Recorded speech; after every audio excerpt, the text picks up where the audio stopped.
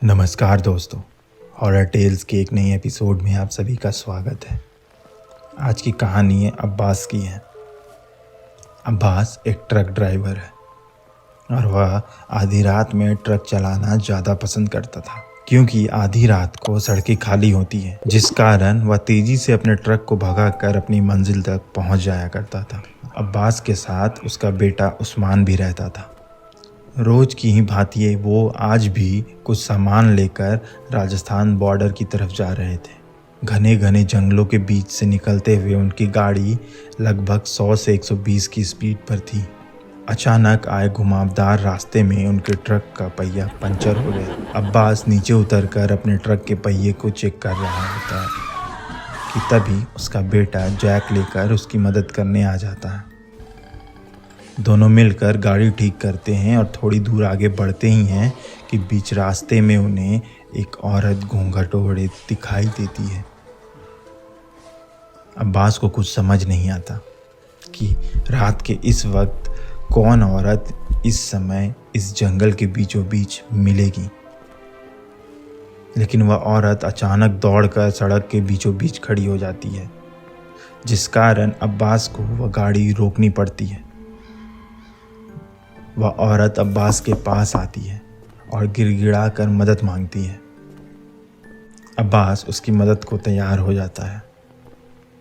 वह औरत उसे अपने घर की ओर ले जाने को कहती है।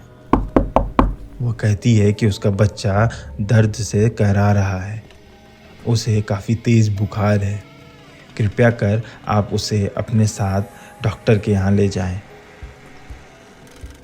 अब्बास अपनी गाड़ी मोड़कर उसके घर की तरफ बढ़ता है।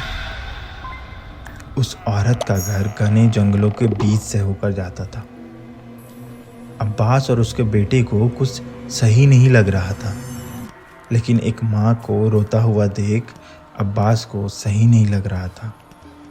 वह उसकी मदद करने के लिए आगे बढ़ता चला गया।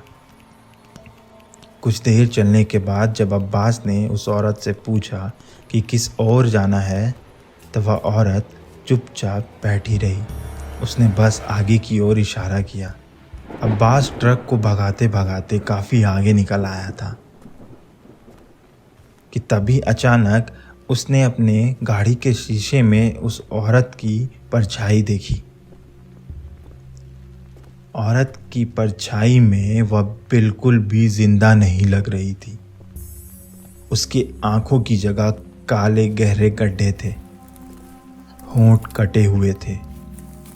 लेकिन जैसे ही अब्बास पीछे मुड़कर देखता है तो वह औरत बिल्कुल नॉर्मल थी।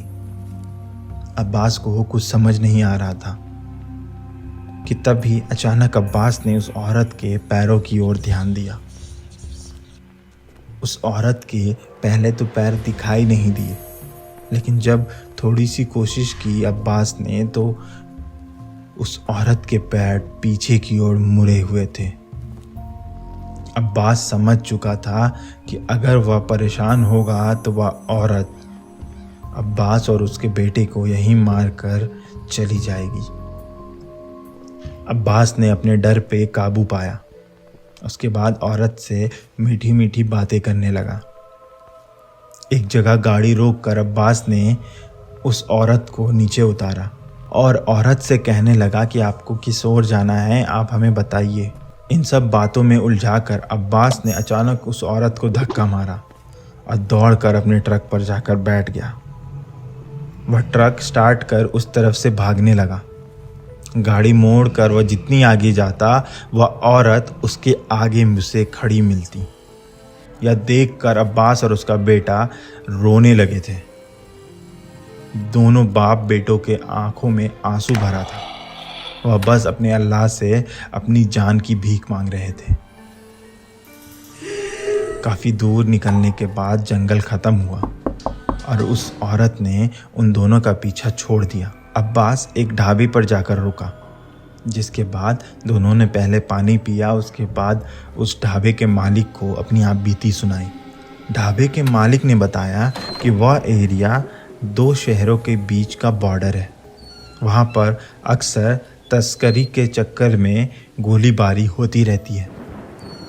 उन्हीं सब के बीच में एक बार किसी ने उस औरत के परिवार को मार डाला था और उस औरत के साथ भी गंदा काम किया था, जिसके बाद से वह औरत जंगल में भटकती रहती है और जो कोई भी उसके साथ बुरा करता है या उसके साथ बुरी नीयत से आगे बढ़ता है वह उसे मार डालती है। आपकी किस्मत अच्छी थी कि आपने उसके बारे में कुछ बुरा नहीं सोचा, वरना आज आप दोनों यहाँ जिंदा नहीं आ पाते।